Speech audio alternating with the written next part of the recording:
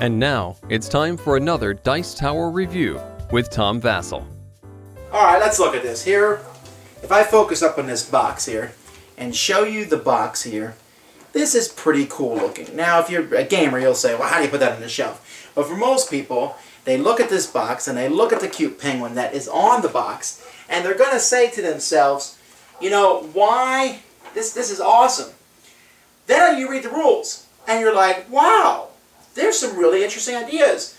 I almost want to call this a deck building game, but it's not really. I want to call this a game like Robo Rally, but it's not really. Some really neat ideas in the rules, but the game is terrible. I mean, it's not quite vomit-inducing terrible, but it's just a little bit below that. And I mean that sincerely. I really wanted to like this game. I tried it multiple times. I said I must be doing something wrong. The rules aren't very helpful, so maybe I was. But I'm telling you, the way the game is written as it is right now, it's just not good. There is a kernel of a good idea there with a great game in there somewhere. I'm telling you, some really cool ideas, but this game doesn't work. And it looks so cutesy. I'm sure I can give this as a gift to someone who likes penguins, but that's the only kind of person who's going to want it.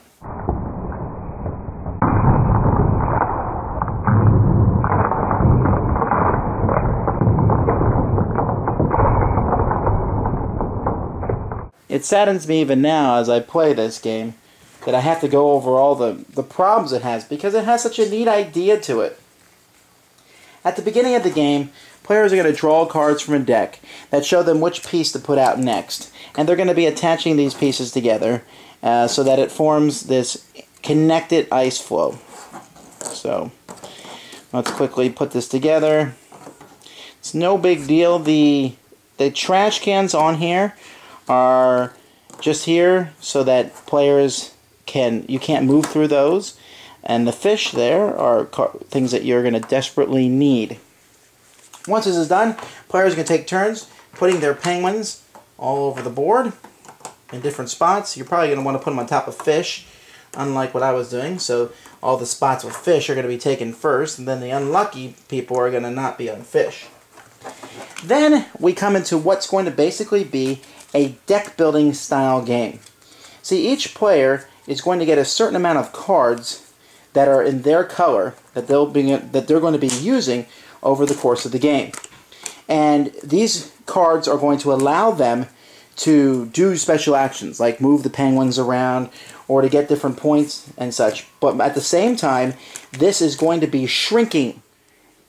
Each player is going to have a mat that they have in front of them, like that one there. And they're going to start with these 4 cards. This card lets you move a penguin 1 space. This one lets you basically steal a card from someone else. This card's worth a point at the end of the game, and this one lets you move a penguin 2 spaces. So you'll be shuffling these cards and using these cards as your draw pile. At the beginning of each round, you're going to turn over 2 of these cards that show which 2 tiles are going to float away. Here, card 1 and card 7. So 7's going to float away, and so is 1. They're going to float away at the end of the round. So you have to realize that. Then players are going to draw cards into their hand from a deck. Now, when you're drawing cards from this deck in your hand, the number of cards you get is at least 1, but usually equal to the number of fish you're on. So the double fish spaces are incredibly important to be on. The problem is, on the very first turn, several of these spaces move away. So as the game progresses, you're drawing fewer and fewer cards, which is a really, really bad design decision, because the last rounds of the game are so boring because everyone's basically drawing 1 card. Now, that might not be a big deal, but some of these cards are bad. So I could understand that the game would be really good in the aspect of it forcing you to make sure you get at least more than 1 card or more than a couple cards to maximize how many good cards you get into your hand. Because you don't have to keep all the cards you take. You know, you get the certain amount, and then you pick one to keep. But if you only get one, that's the one you keep. But since you have no choice by halfway through the game, usually, than to be drawing 1, maybe 2 cards, it's just futile. Anyway, these cards do more of the same thing. There's cards that give you more hit points. There's cards that you can play to freeze another penguin in its spot. There's even cards, like I said, that are worth negative hit points and have no value at all. And so players are going to pick some of these cards, put them in their deck, and then you'll draw cards and you're going to play cards in your turn to do what I just told you, to move penguins around, to steal cards from other people. Hopefully, you can even push other penguins into the ocean, where they will drown unless they manage to have a move card where they can move that person back onto an ice floe somewhere else.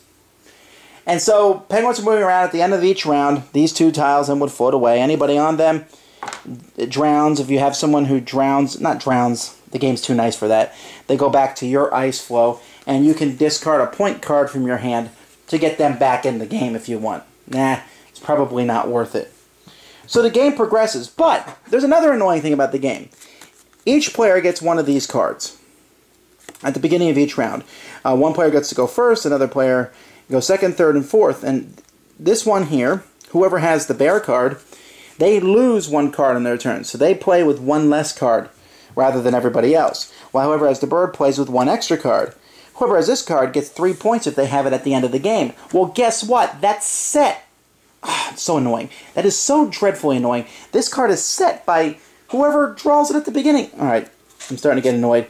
And this card, whoever has this one, their dolphins don't die at the end. They can all get onto an ice floe. But this is set at the beginning of the game, and this moves around. You don't pick rolls or anything. These are just randomly assigned. Stupid, stupid. It gives one person an advantage. So, here's the problem with the game. You're trying to get the most points, which means you're trying to have your penguins survive at the end, and you also want to have point cards.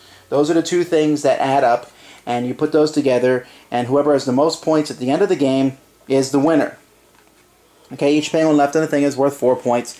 Whoever has the Emperor card, I don't know how they get it, is worth 3 points, and then eggs are worth points. Now, the very first turn, 2 tiles come off. Second turn, 2 tiles come off. Third turn, 2 tiles come off. It's really... Now, only 1 tile will come off in a longer game, but still, the board shrinks so fast that the game gets less and less interesting and fun as it goes on. Now, you might get a kick out of that and say, well, as the game shrinks. Also, for a game that's about deck building, per se, you start with 4, and I think you get like 3 or 4 more over the course of the game, or maybe 5. Whoopee-ca-doo. You get points, and you have to use them. You waste your points to get these penguins who die. It's a neat idea. I love it. But it just doesn't work. I love the idea, but the execution here, the square box, kind of annoying to put on the shelf. I can live with that. The pieces are nice. The artwork is fantastic. But the ice floe is too small. Everyone's running around trying to get on 3 or 4 spots. There's no real strategy. I have a penguin move 3. Where should I move him? It's obvious. I wanted to like this game. I read through the rules and said, that sounds really fun, but there's 5 or 6 just major errors. Board's too small. Gameplay gets boring, more boring as it goes by. The setup is completely random. The roll cards are random. The cards that you draw are random. The oil barrels are supposed to be obstacles. Well, then why even put them in the game? Because you're constricting the board even more. This is one of the few games that if I had a roof, I would throw it off, and then I would walk down, pick it up, go back up to the roof, and throw it off again. Not because I hate the game so much, but because it had so much potential, and then just fell flat. Who played this? Didn't people say, you know what, this would have been more funny with a bigger ice floe. This would have been more fun maybe if you would have more fish spots on the board. But don't get this one. Thanks for joining us today. For more written, audio, and video reviews, as well as the #1 board game podcast, check out the website at www.thedicetower.com. Until then, this is Eric Summerer, and you've been watching The Dice Tower.